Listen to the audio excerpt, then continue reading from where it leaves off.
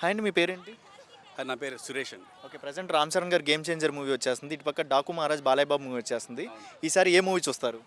ఈసారి వచ్చేసరికి ఏం చేంజర్ చూస్తాను. అవునా, గేమ్ చేంజర్ చూస్తారు. అవును. Oh my God. ఓకే, ఈసారి గేమ్ చేంజర్ అసలు ఏ రేంజ్లో ఉండబోతుంది, ఎలా ఉండబోతుంది?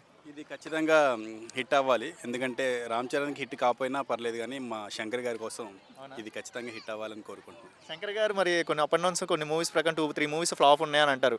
మరి ఈసారి రామ్ చరణ్ మూవీ ద్వారా కమ్బ్యాక్ ఇస్తాడంటారా? అంటే ఇప్పుడు దాకా శంకర్ లాస్ట్ 3 మూవీస్ అతని దగ్గర ఓన్ స్టోరీతో తీశాడు. సో అవన్నీ ఫెయిల్ అయినాయి. ఈసారి కొంచెం స్టోరీ వేరే వాళ్ళది, ఐ మీన్ కార్తిక్ గారిది, అతని అసిస్టెంట్. సో ఇదైతే ఖచ్చితంగా హిట్ కొట్టిద్ది అనుకుంటున్నాను. అతని పర్యవేక్షణలో అయితే చేయగలడు. అంటే బేసిక్గా రామ్ చరణ్ అంటేనే బేసిక్గా మీకు ఏమి లైకింగ్, అంటే ఆయనలో ఏమి ఇష్టం మీకు?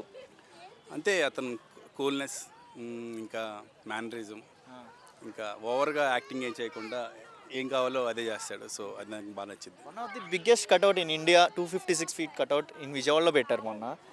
ఒక ఫ్యాన్స్ అసోసియేషన్ మొత్తం 256 feet కట్అవుట్ పెట్టడం ఎలా అనిపిస్తుంది? One of the biggest cutout అంటారే. అదే నేను ఇది ఎప్పుడో చిన్నప్పుడు విన్నట్టుంది. చిరంజీవికి ఇలాగే విజయవాడలో కట్టినట్టు నేను రీసెంట్గా విన్నాను. ఇదైతే మంచి ఫీస్టే ఫ్యాన్స్కి అయితే.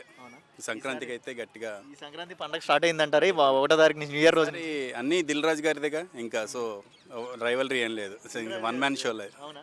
మరి కమింగ్ టు మన సుకుమార్ సార్ అన్నారు, ప్రీ రిలీజ్ ఈవెంట్ యూఎస్లో జరిగినప్పుడు లైక్ ఇంటర్వెల్ సీన్ అదిరిపింది, క్లైమాక్స్ మామూలుగా లేదు. దీనికి నేషనల్ అవార్డు ఎక్స్పెక్టేషన్ పెట్టుకోవచ్చురా, లేక రంగస్థలానికి రావాలి బేసిక్గా ఈ మూవీకి ఏమైనా ఎక్స్పెక్టేషన్ పెట్టుకోవచ్చు అన్నట్టుగా కామెంట్స్ చేశారు. ఈ ఇచ్చిన ఫీడ్బ్యాక్ ప్రకారం మీకు ఏమనిపిస్తుంది?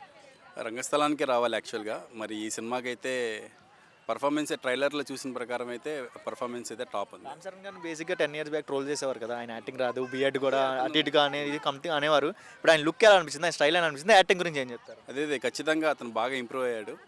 సో ఖచ్చితంగా ఈ సినిమా అయితే బ్లాక్ బస్టర్ అవ్వాలని కోరుకుంటున్నాను నేను కూడా. రామ్ చరణ్కి హిట్ అవ్వకపోయినా పర్లేదు, కానీ మా శంకర్ గారి కోసం. మీకు తెలిసే ఉంటుంది శంకర్ గారు మనకి ఎన్ని సినిమాస్ ఇచ్చారో, మనకి సొసైటీ గురించి మన ఎంత ఇంపార్టెన్స్ అనేది చూపించాడు అనేది చాలా ఇంపార్టెంట్. సో ఖచ్చితంగా శంకర్ గారి కోసం హిట్, మా ఎలాగో ఆటోమేటిక్గా ఇద్దరు హిట్ కొట్టినట్టు, ఒకటి కొట్టిన. One word about Ram Charan. One word about Ram Charan అంటే మ్యాసివ్.